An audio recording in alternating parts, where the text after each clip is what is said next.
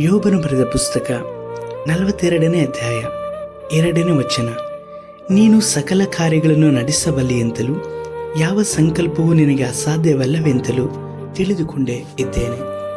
ಕರ್ತನಲ್ಲಿರುವ ಪ್ರೀತಿ ದೇವಜನರೇ, ದೇವರಾಗಿರುವಂಥ ಯೇಸು ಕರ್ತನ ಈ ಮುಂಜಾನೆ ವೇಳೆಯಲ್ಲಿ ನಿಮ್ಮ ಜೊತೆಯಲ್ಲಿ ಮಾತನಾಡುವಂಥದ್ದು ಮಾತ್ರವಲ್ಲದೆ ನಿಮ್ಮನ್ನು ಆಶೀರ್ವದಿಸಿ ಆಧರಿಸಿ ನಡೆಸಲಿಕ್ಕಾಗಿ ಬಯಸುವವರಾಗಿ ಇದ್ದಾರೆ. ಕೆಲವೊಂದು ಸಮಯಗಳಲ್ಲಿ ನಮ್ಮ ಜೀವಿತದಲ್ಲಿ ನೋವು, ಇಕ್ಕಟ್ಟು, ಹೋರಾಟ, ನಾವು ನಂಬಿದಂಥವರೇ ನಮಗೆ ಮೋಸವನ್ನು ಮಾಡಿದಾಗ ಈ ಜೀವಿತ ಯಾಕೆ ಎಂಬುದಾದಂತಹ ಪರಿಸ್ಥಿತಿಗಳಿಗೆ ನಮ್ಮ ಆಲೋಚನೆಗಳು ಸೆಳೆದುಕೊಂಡು ಹೋಗುತ್ತದೆ.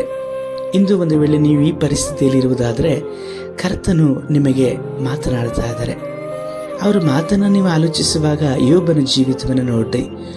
ಯೋಬನು ದೇವರ ವಿಷಯದಲ್ಲಿ ಭಯಭಕ್ತಿ ಉಳ್ಳಂಥ ಮನುಷ್ಯ, ಯಥಾರ್ಥವಾಗಿ ಜೀವಿಸಿದಂಥವನು.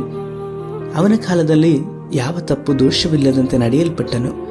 ಕರ್ತನ ವಿಷಯದಲ್ಲಿ, ಆತನ ವಿಷಯದಲ್ಲಿ ಕರ್ತನು ಮೆಚ್ಚುಗೆಯಾಗಿ ಸಾಕ್ಷಿಯನ್ನು ನುಡಿಯಲ್ಪಟ್ಟಂಥ ದೈವ ಮನುಷ್ಯನು. ಯಾವಾತನನ್ನು ಆತನು ನಂಬಿಕೆ ಇಟ್ಟನು, ಆ ಕರ್ತನಲ್ಲಿ ನಂಬಿಗಸ್ತನಾಗಿ ಜೀವಿಸಲ್ಪಟ್ಟಂತಹ ಯೋಬನು ಕರ್ತನ ಅನುಮತಿಯೊಂದಿಗೆ ಸೈತಾನನು ಶೋಧಿಸಲ್ಪಡುವಾಗ ಆ ಶೋಧನೆಯಲ್ಲಿ ಬಿದ್ದು ಹೋಗಲಿಲ್ಲ. ಎಷ್ಟೇ ಇಕ್ಕಟ್ಟಾದಂಥ ಪರಿಸ್ಥಿತಿ, ಮರಣ ಬಂಧನಗಳು ಸುತ್ತಿಕೊಂಡಂಥ ಸಮಯದಲ್ಲೂ ಸಹ ದೇವರಿಗೆ ವಿರುದ್ಧವಾಗಿ ಅವನು ಒಂದು ಮಾತನ್ನು ಸಹ ಆಡೋದಿಲ್ಲ. ಅವನು ದೇವರಲ್ಲಿ ಭಯಭಕ್ತಿ ಮಾತ್ರವಲ್ಲದೆ ಯಥಾರ್ಥತ್ವ, ಅದೇ ಜೀವಿತವನ್ನು ಇಟ್ಟುಕೊಂಡಂಥ ಮನುಷ್ಯ. ಇಂದು ನಿಮ್ಮ ಜೀವಿತವನ್ನು ಆಲೋಚಿಸಿರಿ.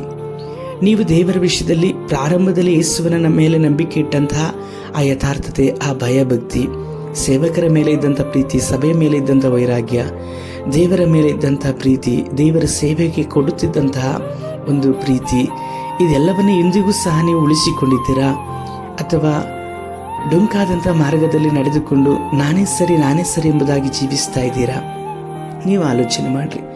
ಈಗಿನ ಎಲ್ಲ ಆಶೀರ್ವಾದಗಳು ನೀವು ಮೋಸದಿಂದಲೂ ಅಥವಾ ವಕ್ರ ಮಾರ್ಗವಾಗಿ ಹೊಂದಿಕೊಳ್ತಾ ಇದ್ದೀರಾ ಅಥವಾ ದೇವರಿಂದ ಬರ್ತಾ ಇದೆಯಾ?